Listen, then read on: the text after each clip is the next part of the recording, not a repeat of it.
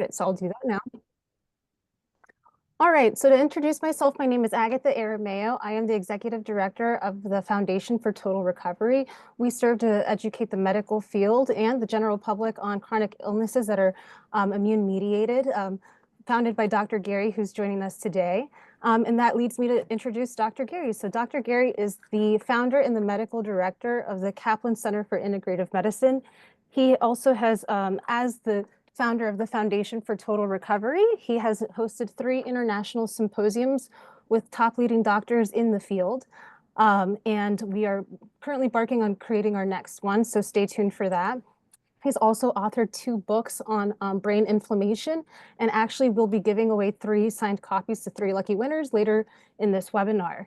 He also served on the advisory committee for chronic fatigue for Health and Human Services for 4 years. So he's a huge expert in this, and he's had the clinic here for about, like 30 years now, I think. And our other host for today is Nidhi Reva.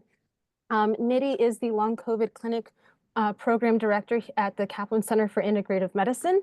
She is also an Arlington COVID-19 hero in 2021 for her outstanding work in COVID-19 prevention and safety during the COVID outbreak. She's also the founder of Nested, which serves to provide life-saving classes and for expectant families in the community. And she's also served on the COVID task force for multiple health systems during the pandemic. So those will be our experts for today. And the next slide. So to start us off, we do have a poll to kind of gauge the room again. This is just for us to kind of gauge who's joining us for today. We won't be sharing any of your information, but who that's joining us may have long COVID. So we are going to be talking specifically about long COVID for today. We know that many are struggling with it. So just kind of want to get a sense of, who's joining us. And so far, it looks like 56% of folks know they have long COVID. It's actually now climbing up to 60. 35% of you are saying, no, you don't have it. And a couple are saying that they're not sure. So we have a mixed bag of people joining us today. Sharing that. Great. So we'll go ahead and get started. And I'll pass it off to Nidhi Reva, who will join us up. Thank you.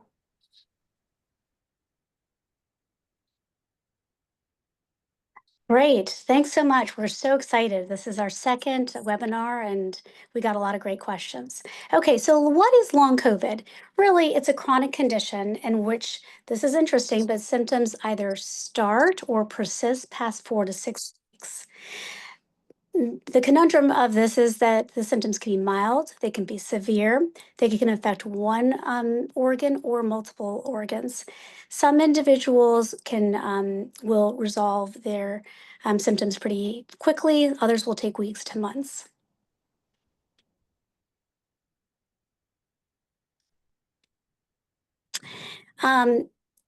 The reason why long COVID treatment is difficult is there are multiple types of long COVID.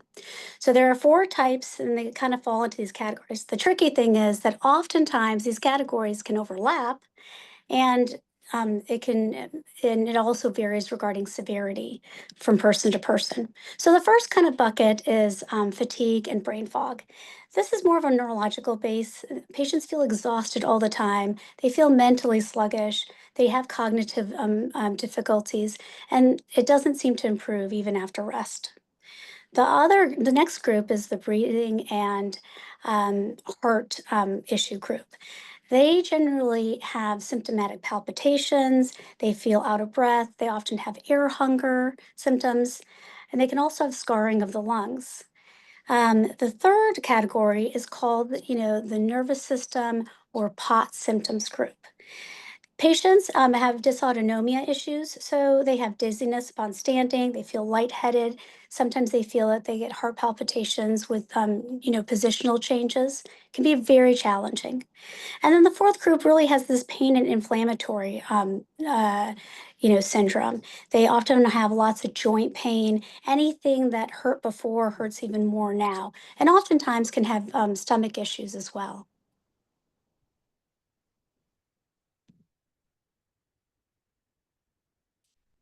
So let's talk about what causes long COVID, because and the answer to this is a bit complicated, I'm afraid.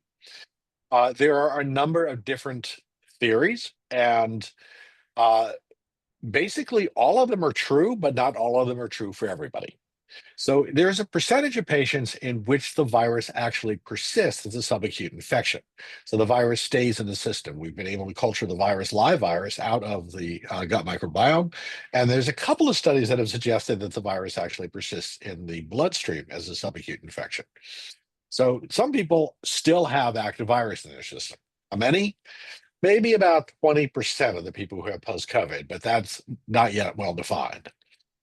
Other studies suggest that it's the spike protein of the virus, so a piece of the virus that's actually damaged some part of the immune system. And this we find specifically in a lot of the work that Bruce Patterson has done and some of the studies that I've had the privilege of authoring with him.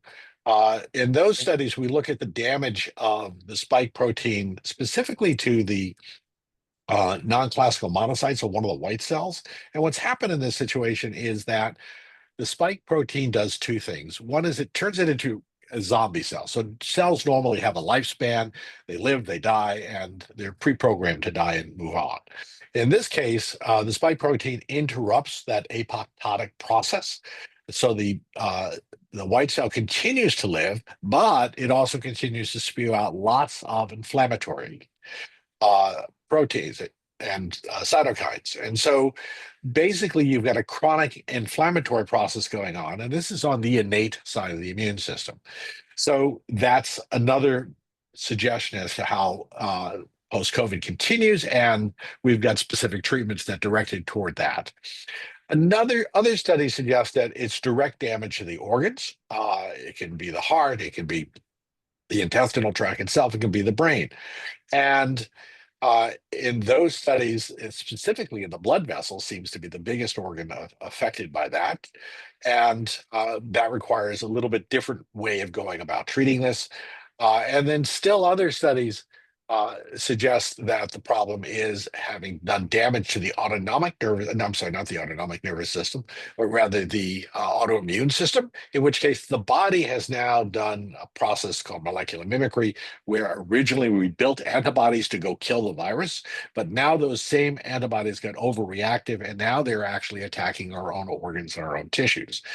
All of this can lead to a whole variety of the different types of presentations that Nidhi was just talking about. So it's important that we have a comprehensive understanding of what you're experiencing when you have this disease. And it's important that we understand that there are different presentations that require very different approaches in the process of treating the disease.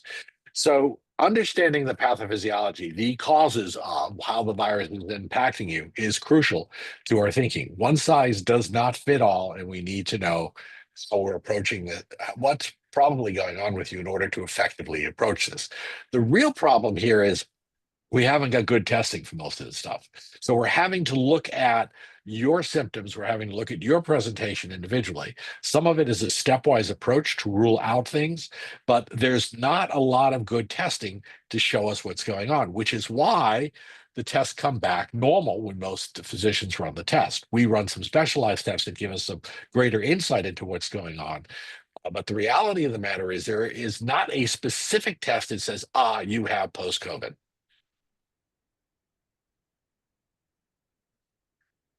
The other part of the problem here is what happens, and this is true of everyone who has these kind of chronic illnesses that are the result of an infection. All right, so what's happened? You have a weakened immune system. Why is your system weakened? Well, you may have had exposure to different environmental chemicals, such as lead, such as mold toxins, pesticides, air pollution, industrial chemistry, heavy metals like lead or mercury or arsenic. And there may be imbalances in your gut health because you ain't been eating the best diet. And you may have bacterial overgrowth, you may have a leaky gut. The gut is crucial to the healthy gut is crucial to a healthy immune system. There also can be psychological stressors, either from past traumas in childhood or post-traumatic stress syndrome, which we know make you more susceptible to the development of a whole array of autoimmune diseases, as well as heart disease and obesity going forward much longer into life. Lifestyle factors such as poor sleep, poor diet, which we just discussed.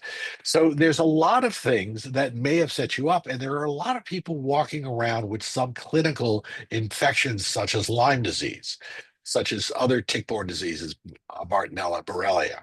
So people are walking around with low-grade ick for many years, because the interesting thing is that I'll ask people, when was the last time you felt really in excellent health? And they'll say to me, oh, in 2020, before I got my first case of COVID. Well, that's cool. Except that when you start getting a comprehensive history, and herein lies one of the keys, is you have to take the time to really get the whole picture. When you start doing a comprehensive history, you start getting, well, I started getting migraine headaches when I was 12. Well, now you're 26, so maybe not ideal health all your life. Your energy is not quite as good as your peers are. You're not sleeping quite as well as you have in the past. And now we start seeing that there's little stuff going on that's been impacting you for quite some time. And so now the question is why? What's been going on all this time? And these are things that have been chipping away. And so now what happens is another infection comes along. And we have long experience with this, right? So we have long experience in looking at PANS pandas. We have long experience in looking at ME/CSF. We have long experience in looking at chronic pain syndromes such as fibromyalgia. Even issues such as chronic non-responsive depressions. Uh, and so there's a lot of these conditions going on. And the answer is about 20% of people who get sick from something stay sick. And it tends to be worse in women than in men. Um, so that has to do with the immune system response and the hormonal balances that occur. So the reality of the matter is there's a lot of things that potentially set you up. So if you're only looking at the infection, if you're only looking at, you have post-COVID syndrome, and we're not looking at what's the potential setup, you're not going to get better, or you're only going to get partly better. And so the real challenge is, how do we take a big comprehensive overview so that we can get you the most possible relief and preferably return you to vital health? Next slide. So how do we go about doing this? First things first, we listen. Our initial interviews take about an hour and a half to 2 hours. So we need the time to actually properly listen to your history, get a comprehensive story from kind of childhood on. And we also need to do a very comprehensive physical on you. The next thing is we need to actually look at potential exposure to different toxins, potential exposure to different autoimmune precipitating events. So if we're talking about toxins, all right, you need to understand that about 6 to 19% of Americans are presently being exposed to lead in the water. That 4.5 to 8% of the US population has elevated mercury levels in their bodies. Okay.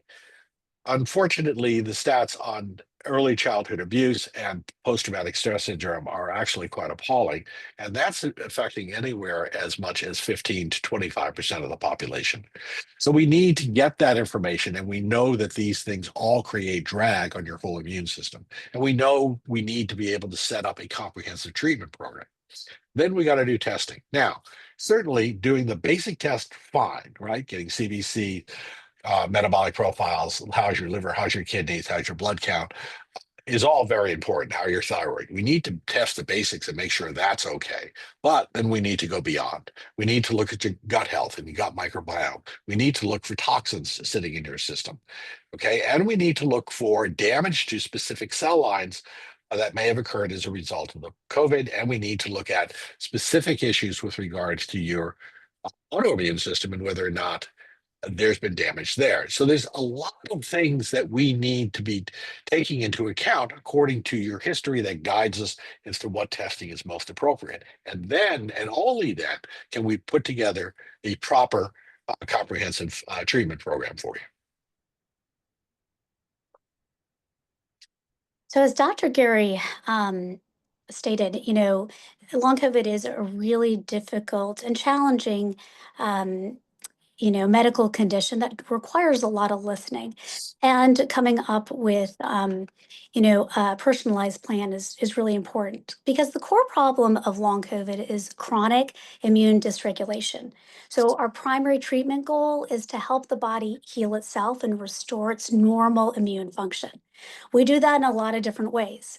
We look at the whole body. So what we do is we try to optimize nutrition. We have a very talented nutritionist that is able to take a look at our specialized testing and come up with plans that work well for every patient. We have medications that target the M spike that Dr. Gary outlined. So we use different medications for that, as well as treating existing things that we now know are problematic, like thyroid conditions and sleep. IV therapies are really crucial in boosting your immune system. And so, we offer those here, and we cater them depending on your tolerance and to different things, as well as, what your specific needs are. Acupuncture and craniosacral therapy is also a modality that's proven to be very helpful for their sympathetic nervous system. And we have very specialized physical therapists that work with patients that have connective tissue disorders, as well as chronic pain patients, because, they do need, a special type of stability program to really get to their optimal health. We work with an experienced psychotherapist to help us, deal with unpacking some of the trauma some of our patients might have, as well as with, therapies that are helpful for patients that have chronic pain and stress. So, looking at the whole body approach is kind of what we need. And, under one roof, we have it all here. So, long COVID treatment, again, focus on this whole person approach. And our approach is detoxifying the body, reducing inflammation, and boosting energy by supporting the mitochondrial function. We do so by a couple of different avenues. We do so by, not having you take 20 supplements. We have you take very targeted supplements depending on our specialized testing, which is really important. If your labs are normal, it means that we really need to investigate more, because we obviously have some nutritional deficiencies that are there. So we try to optimize using supplements and being really targeted with it. We also have a lot of healing tools here, breathing exercises, meditation.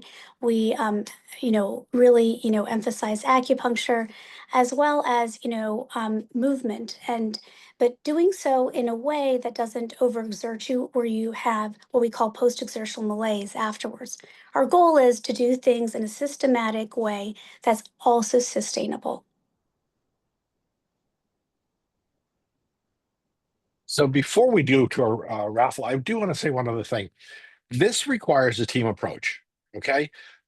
Post-COVID syndrome, like all of these other post-viral syndromes, require a comprehensive team management. Now, you need a good quarterback, and we have a good comprehensive overview in terms of what's going on. Occasionally, we do need other specialists, and we work in conjunctions with psychiatrists, and we work in conjunctions with pulmonologists and cardiologists, as appropriate, to make sure that you are getting your optimal care, and we are helping coordinate that team effort. So we, in some cases, we are actually in all cases the quarterback, and we're taking the comprehensive overview in terms of making sure you're getting to the right specialist. We provide a huge support system within the practice itself, but you need to understand that a lot of these things require a team approach. We have a team here, but we also integrate with the rest of the medical community and utilize their services as well, according to what you need. All right. Amazing. Thank you, Dr. Gary. Thank you, Nidhi, for the presentation for today. So I know that some people are already raising their hand, but if you haven't already, we are doing a giveaway. As I mentioned earlier, we're giving away 3 autographed copies of Dr. Gary's book, Why You're Still Sick. So if you're interested in possibly winning that, raise your hand and I will pick 3 winners and announce them after the Q&A. All right, and that takes us to our Q&A session, and we do have quite a bit of questions. Then Nidhi, I am pulling up that doc. I don't think I got that from you, but if you do have any questions on long COVID and you'd like to have them answered today, we are happy to go ahead and answer those. And let me just pull this up because we do have a bunch of questions that also got emailed to us. Just bear with me for one moment. All right. And if you have questions on specific things, such as what happened in the residence at the end of the programming, or any other favorite Netflix that you think would worth watching, we'll address those as well. All right, so we have one question here. Nidhi, I know that we did a video on this on our social not too long ago, but someone's asking about nicotine patches. What do you know about nicotine patches and low-dose naltrexone as a potential treatment for long COVID, and what is the protocol?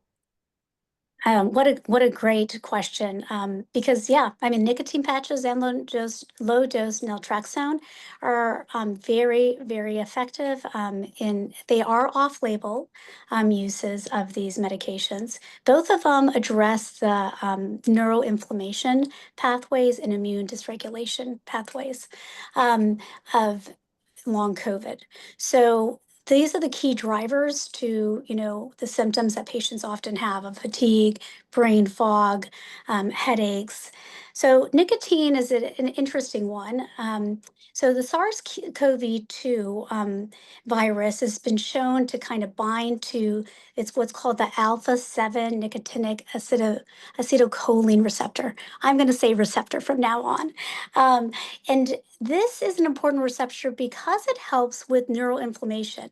It's what helps the vagus nerve, kind of calm down. So if the SARS-CoV-2 virus blocks it or binds to it and dysregulates it, it's not working properly. So that's what leads to the brain fog, the fatigue, sometimes the smell recovery that patients often have. But when you place a nicotine patch on you, what it does is that nicotine actually competitively binds to these receptors. So therefore, and it doesn't dysregulate it. So it allows it to kind of heal from the neuroinflammatory symptoms that patients have.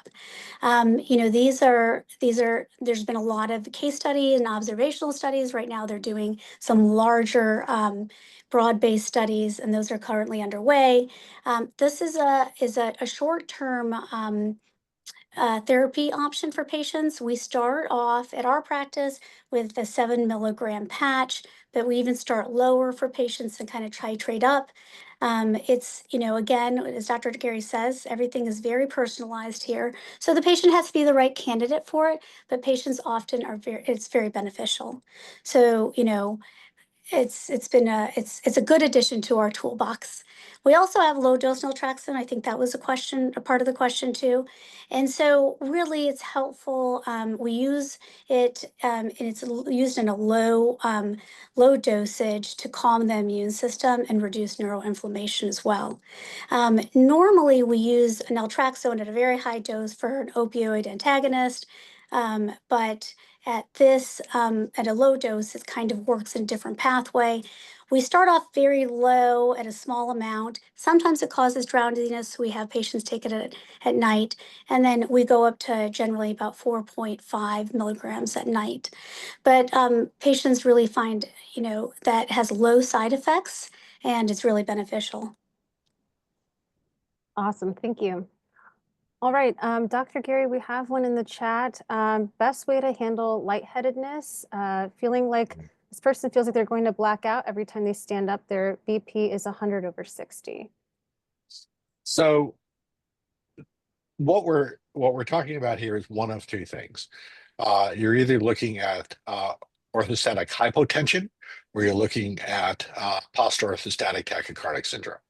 And you need to make a distinction between them because they're very different things. In some cases, what's happening is when you stand up, your blood pressure itself drops. And so if your blood pressure is dropping, that requires a completely different way of treating it.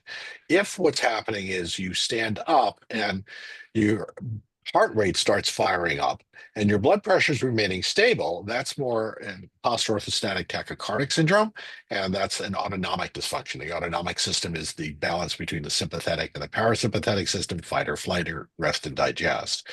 And so basically what happens here is a way you can test yourself. Lie down flat for 5 minutes, resting. Take your blood pressure while you're in a lying position and record your blood pressure and your heart rate. Then stand up. Do not move around. Do not lean on anything. And repeat the blood pressure measurement at 1 minute, 3 minutes, and 5 minutes. As adults, if your pulse rate is firing up past 30 beats per minute from where it was at baseline, so if you're starting at 70 and now your pulse is running at 100 or above, that's an indication of post-orthostatic tachycardic syndrome, POTS. If you're a teenager, 40 is that delta. So then you'd have to go from 70 to 110 to meet the criteria for POTS. You really need to be under medical care in order to address this. But the mechanical things you can do in order to help, you can certainly be taking electrolyte solutions such as Boy. You can be using compression stockings that can be of help to you. But you need to actually be under medical care so this can properly be addressed, because that will cause a great deal of fatigue, lightheadedness, and it can lead to further problems down the line, headaches, and even stroke if it's not being addressed properly. So if you're having hypotension where your blood pressure itself is dropping, that becomes a different problem altogether, and that again needs medical attention and proper care. Great. Thank you for that. Nidhi, this one is for you. Someone wrote that they believe they have long COVID. They feel extremely dizzy, fatigued, and brain fogged. I'm not sure how they can expect how long this could last. And I know we've kind of gone over this in the presentation, but I guess generally any kind of treatment or supplement that could help relieve some of these symptoms. Yeah, I mean, that is really challenging. So again, long COVID treatment focuses on the whole body approach. So that means detoxing the body, reducing inflammation, finding out if there's other things that are also contributing to poor health and fixing those, and then boosting energy. And what Dr. Gary said was really, really, helpful in the fact of, when patients come in and say that they're dizzy or lightheaded, I need to understand what that means, and that takes time, right? So does that mean that the room is spinning? Does that mean that when they stand up, they want to pass out? Does it mean that even just moving their head a little bit causes a weird sensation? These are like these are the questions that are important. And, we have the ability to do an EKG. We do orthostatic blood pressures like Dr. Gary, kind of outlined. Those are, so really, in order to really address each of these things, they require different things. So if you're having vertigo, it could be an inner ear issue. If you're having POTS, that's addressed by something else. So this is why having a team approach is really helpful. And I think, it is important that you don't have to get rid of your other physicians and specialists. We want to work with them because, this is a team approach, and your health is very important. We want to get you back to it. Great, thank you. Definitely requires a lot of detective work from what I've learned. All right, so someone is asking, Dr. Gary, I'll pass this one to you, how you would handle mold toxicity and long COVID at the same time, if you should focus on one first, or if we should heal both at the same time. A great and not necessarily easy question.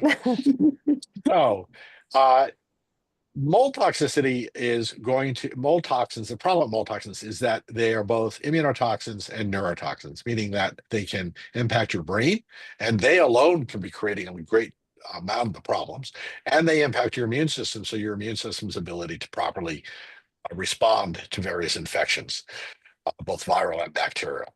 So you have to kind of stage things in such a way so that you don't get overwhelmed in the process of treatment. And you have to stage things in such a way so that we get you better as fast as possible. So typically, we have to evaluate how much mold is there, how big a load are the toxins. And so what we have to do in terms of addressing that is, one, make sure you're not continuing in a moldy environment. So if there's been water damage to the building that you're in, we need to make sure that that's been checked to make sure that you're not having ongoing exposure, because otherwise, if you get ongoing exposure to mold, the problem is emptying the ocean with a thimble. It doesn't work.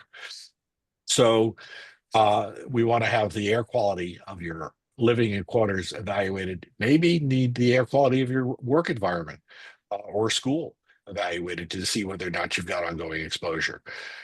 We need to do things such to help both mobilize the mold and then also binders to help escort the mold out. The problem with mold toxicity is genetically, you don't make the enzymes necessary to make the mold toxins go away. And remember, we're distinguishing between mold toxins and mold allergies, okay? Because that's a different thing.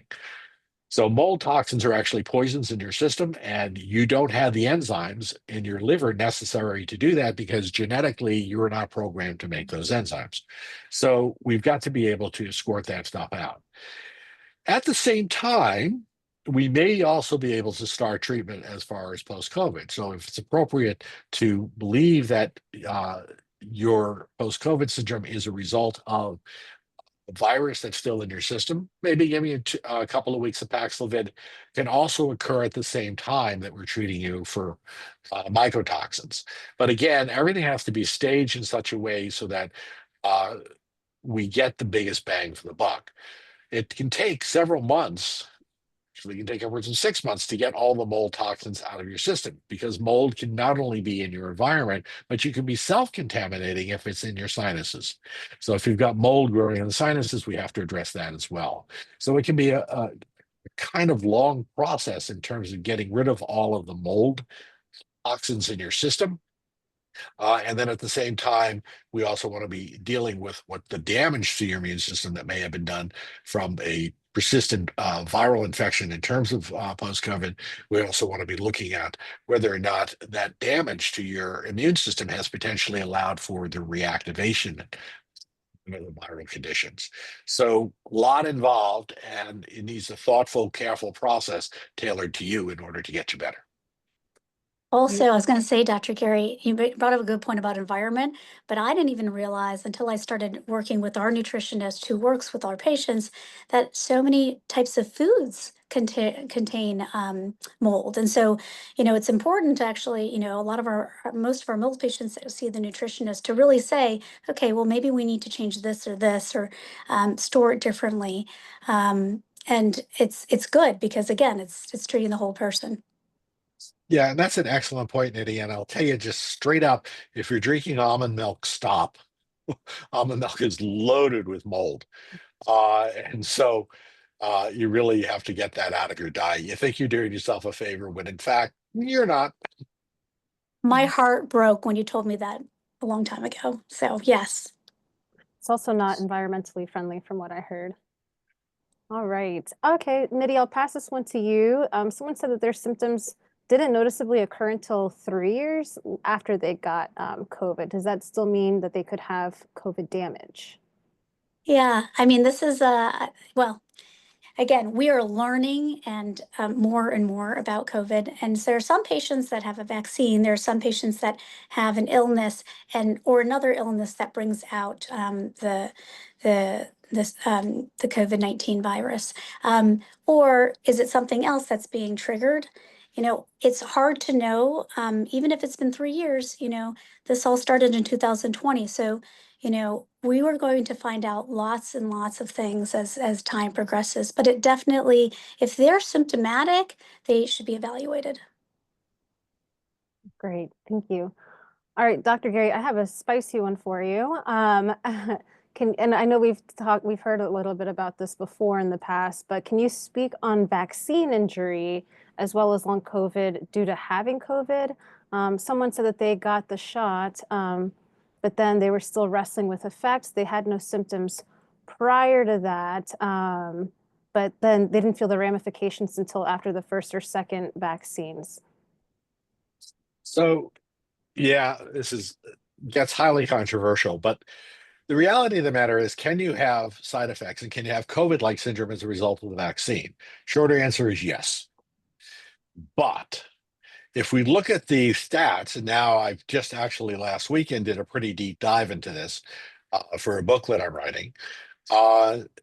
If you look at the worldwide studies, okay, and so we're not talking about just US, but we're talking about studies that are coming out of Germany and studies that are coming out of Britain. The worldwide estimates run roughly that 0.01 to 0.02% of people who have received the vaccine have developed a post-COVID-like syndrome. Okay, now you need to compare that risk to roughly 6% of people who have had COVID-19 in terms of developing. Vaccines are a challenge because have people been injured from vaccines? The answer is yes. And virtually every vaccine has caused some level of injury. However, um, you would probably have gotten as sick, if not sicker, from the bug itself as you would have gotten from the vaccine. And so uh, vaccines aren't perfect. And the challenge is we don't understand all the specifics of your genetics and your epigenetics that may set you up to be susceptible to developing a post-vaccine reaction. We'll get better at this as time goes on, but every vaccine has had problems with people having reactions to them. Small risk compared to the risk of getting the disease itself. And as I said, high probability that if you got the disease itself, you'd be getting the disease itself. So I know people and I treat people who have developed bipolar disease after getting COVID. Okay, now if you don't have the genetic predisposition to developing bipolar disease, you're not getting bipolar disease. But enough things tripped off the immune system so that in this particular case, getting COVID itself, the next thing that happened is we're now dealing with someone who has bipolar disease and stuck with it. I also have dealt with people who have developed Alzheimer's as a result of this bug. So the bug itself is very dangerous to us. It challenges our immune system. It is less dangerous than it was in 2020 because it is no longer novel. In the terms that our immune systems have seen it, we now have some innate immunity built against it. And so it should make future cases a little more mild and less deadly, but that's yet to be proven. So certainly Delta and the early forms of the virus were incredibly deadly and devastating to the population. The Omicron viruses that we're seeing now seem to be a little bit milder, but make no mistake, they're still there. There's still plenty of people getting sick.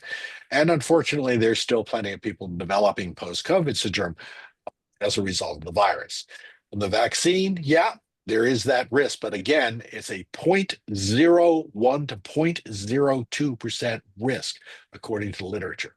So the risk is there, but nowhere near as great as the risk of getting post-COVID syndrome and being disabled as a result of the bug itself. Great answer. Thank you. Mhm.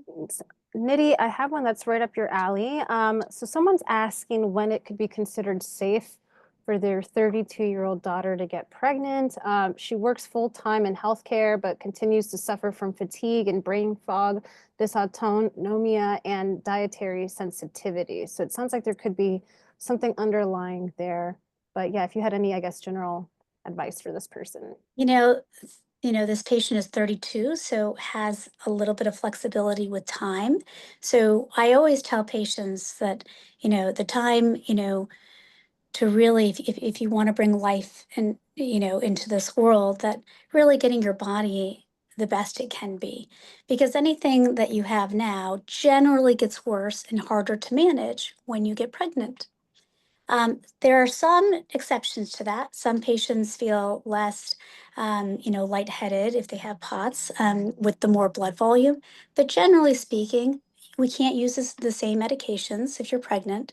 So, if a patient is 32, I think a thorough examination and then trying to improve her health, before getting pregnant would be ideal. A lot, with medications, we don't have a lot of we don't have double-blinded studies on medications in pregnant women. So we assume if there's been no harmful effects on animal studies and, observational studies done on a certain medication, we assume that it's pretty safe, but we just don't know. So my thought is it's probably important for them to get evaluated before getting pregnant. And there's things that we can do to help with her symptoms. So, they don't have their fatigue from long COVID as well as pregnancy fatigue on top of that. That would be really hard to manage. I do get a lot of questions about, you know, does long COVID cause menstrual irregularities? And just being in the field for the past 20 years, I would say yes. We know that, that vaccines and long COVID can affect menstrual cycles. This is largely due to the fact that there's an inflammatory process, stress, and a hormone disruption that occurs with long COVID. So the good news is these changes are normally very temporary, and kind of realign after before 3 months. But if they don't, and patients still have heavier bleeding, irregular cycles, it's probably because the signaling to the brain, to the ovary, to the uterus is off. And so, it's important that they come in for evaluation to rule out anything else that's going on and to get them on track so they can get pregnant. Great, thank And you. add to that, Mhm. that you can also see problems with fertility in males as a result of COVID. And so COVID can decrease sperm count and interfere with sperm motility. So COVID can pretty much damage any organ in the body and any system in the body. So you really have to be looking at a whole person approach in order to be able to understand what's going on here. And so maybe, Dr. Erie, if patients are struggling with their fertility, if they come in and, get evaluated and their health improves, the good news is your menstrual cycle will come back to being normal and sperm count as well. So getting treatment for your body also means that things become more regular and hopefully you can have a, wonderful future because of it. Thank you. All right, we got two similar questions. I'll give this to you, Dr. Gary. You kind of touched on this, it could affect any organ, but can COVID cause damage to the brain? Is it typical to have brain issues when having long COVID? So it is absolutely typical to have neurologic issues as a result of long COVID. So you'll see inflammation in the central nervous system as a result of long COVID. And that's been well documented in a number of studies. It's a very interesting question when we look at these diseases. Okay, there's unquestionably neuroinflammation. Do we see long-term neurologic damage? The answer is the jury is out. We don't know yet. But we're now redefining a number of chronic neurologic conditions, such as Parkinson's, such as multiple sclerosis, and Alzheimer's, as neuroinflammatory diseases. And so one of the questions that we're going to have to be paying attention to long term is, are people at higher risk of developing these things decades later as a result of living with chronic inflammation secondary to these viral infections or bacterial infections in the case of some of the tick-borne diseases? We don't know the answer to that, and it's a very important question. We do a lot of things in order to reduce the inflammation in the central nervous system. So as Nydia talked about earlier, low-dose naltrexone, the purpose of low-dose naltrexone, microglia are the innate immune system in the central nervous system. And so what we want to be doing is quieting down the overactivity of microglia, as they tend to be the first responders, and they can do a lot of damage if they're overreactive. So low-dose naltrexone is one way to do that. Interestingly, anti-inflammatories such as naproxen can also reduce the activity of the microglia, as can utilizing things such as GPL1 tirzepatide medications. So there's a lot of ways that we can go about reducing the inflammatory process in the central nervous system. And that's on the innate side. Now, the other thing that got alluded to in this last question was food sensitivities. So the other thing that can happen here is you develop a mast cell activation syndrome. So mast cells are another part of the innate side of the immune system. Mast cell activation syndrome can make you all of a sudden intolerant to a whole bunch of different foods. It can cause a whole bunch of environmental allergies, and it can be quite devastating and really overwhelming for people. And so mast cell activation syndrome is another thing that needs to be considered as part of our workup and as part of our treatment program for you. The other reason you may have developed sensitivity to a whole series of foods is you may have developed a leaky gut. So again, we're back to Nidhi talking about earlier, the importance of nutrition and the importance of evaluating the gut and getting a proper nutritional workup and treatment program in order to be able to help your gut get sealed and heal. Great answer. Thank you. So Nidhi, sorry, were you saying something? All right. No. So we have time for a couple more questions that I'll pull. So Nidhi, someone says that they've been bitten by a tick about a year or two ago, and if that could be an underlying issue. Yeah, I mean, even if you don't have a known tick bite, we live in an area where there's lots of ticks, and ticks love to be around our pets. And so, if you have a pet that goes in and outside, you might have some exposure. And it is a challenge because the testing oftentimes patients will come in and they'll say, "Oh, I got tested for Lyme and I don't have it." The problem is the standard tests that we do at LabCorp and Quest are not as sensitive to always pick up any tick-borne illness. So depending on what their symptoms are, if they have ear hunger, if they have night sweats, which unfortunately and fortunately, uh, kind of, overlap with long COVID, we do oftentimes recommend a specialized test in order to evaluate it, because if that's the case, we want to treat that as well as long COVID. So, it's a good idea. If you're suspicious of it, it's a good idea to be evaluated specifically for tick-borne illness. Great, thank you. All right, Dr. Gary, someone asked what your opinion is on the helpfulness of rapamycin. Ooh, trick question. So rapamycin is a chemotherapy agent. It's been used in the anti-aging community because it's an mTOR. And what that does is it modulates the acquired immune system.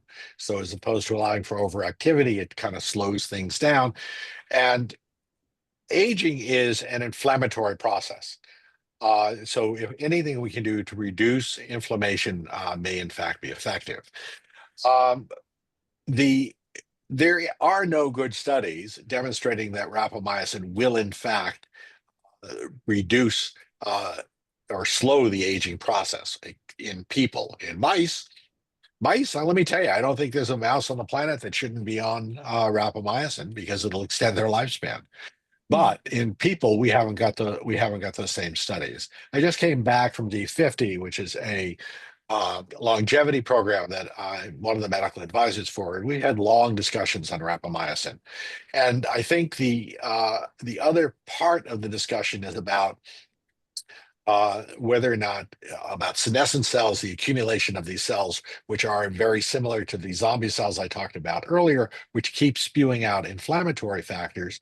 And the immune system's job is to flush those out. We have testing that we can now do, specifically a test called SAPR-X, which allows us to look at the health of the immune system as well as the burden of the senescent cells. And that helps direct us in terms of these kind of therapies. However, if we're really going to get back to post-COVID for a second, I think what we need to be talking about in terms of autoimmune disease, autoimmune dysfunction that's shown up in a number of these people, then we need to be talking really more effectively about IVIG, intravenous immunoglobulins, or subcutaneous immunoglobulins that can be highly effective. We can use rituximab, which can be effective in a percentage of these people. We have done some experimental work with a clinic down in Buenos Aires for T-cell vaccines, which are showing some promise. And then the other thing is plasmapheresis. And so that's a little bit harder to get a hold of. It's plasma exchange in terms of doing that. So lots of different things. Rapamycin specifically for this condition, no. I've used it in about a dozen patients and have not found it to be effective in taming the overresponse of the immune system in this particular condition. Great, thank you. I think we have time for maybe maybe two more, but definitely one more. Someone asked Nidhi, is it normal to have memory issues from long COVID? Yeah, I mean, that's a really good question, right? So we know that neuroinflammation is a cardinal concern of long COVID. So memory difficulty is definitely something that patients experience. But the thing is, we need to actually, talk about that. We have to evaluate that in understanding the particulars. We do different types of testing, like a MOCA test. And that's a test that we do here. We also do a brain check. Really, we want to understand the subtle differences in what is problematic in their memory. And, because there's different therapies that we can do to help with that, as well as decreasing the inflammatory process that's going on. So we do have that concern a lot, and we have a huge toolbox to be able to help with that. Oftentimes, the once we get the inflammatory process going, coming down, the memory returns. Another thing that patients, don't really think of is with poor sleep, you are going to have short-term memory issues. So most patients like, oh no, I sleep well and I sleep hard and I'm fine. We do a sleep test, which we also offer at our practice, and it looks like they're barely sleeping, and they have obstructive sleep apnea or they have a REM disordered breathing, and these are things that are actionable that we can fix. And once we get you to sleep, um, it's wonderful to see how their memory does return. Awesome. Thank you. All right. I think, Dr. Gary, if we can wrap this in about a minute or so, someone was asking if they wonder if COPD can be an after effect of long COVID. So COPD, you can certainly have damage to the lungs as a result of COVID, but it may not be specifically COPD. You may have had an underlying predisposition toward, especially if you're a smoker, and then that tripped you over the edge. Where the damage probably comes in with regards to post-COVID has more to do with the vasculature, inflammation of the blood vessels. And so that may give you that sense of shortness of breath, that sense of not being able to get enough air in. And it may, in fact, even reduce your PO2 levels when you measure your oxygen saturation. So that's a vascular issue, and we have to be specific in terms of addressing inflammation within the blood vessels themselves. And we also need to do testing. If you've got potentially COPD, that needs to be addressed and treated as well. So sometimes we can make the problem disappear after we've treated the issues of long COVID. Sometimes, unfortunately, you're left with the chronic condition, despite the fact that we've at least got the thing that triggered it.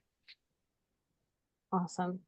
Well, that closes out our Q&A session for today. Thank you everybody for joining. And again, I'm going to announce who won the 3 books. I also have a closing survey, if you don't mind just filling that out to help us make this better experience for everyone for the next one we have. We also don't have a date set for that, but we will email everybody that's attended here today and in the past when that next one will be. So while everyone is filling out that survey for me, I'll announce our winners for the 3 books. So I have a Rick Pinkham, a Brianna Friend, and Mary Day. So I will be in touch to collect your addresses so I can send that out to you. So you win an autographed book by Dr. Gary on Why You're Still Sick. But again, thank you for joining us today. We hope that today's informational session was helpful to you, and we hope you have an easy and smooth recovery. Again, there's also been a lot of complex questions that we've received. So if you really think that you're having a lot of medical issues, we really implore you to seek help. We're located in McLean, Virginia. That may not be accessible for everybody, but if you have any questions, please feel free to call our COVID hotline, and we can also point you in the right direction to wherever you might be located. So thank you again, and we hope to see you again soon.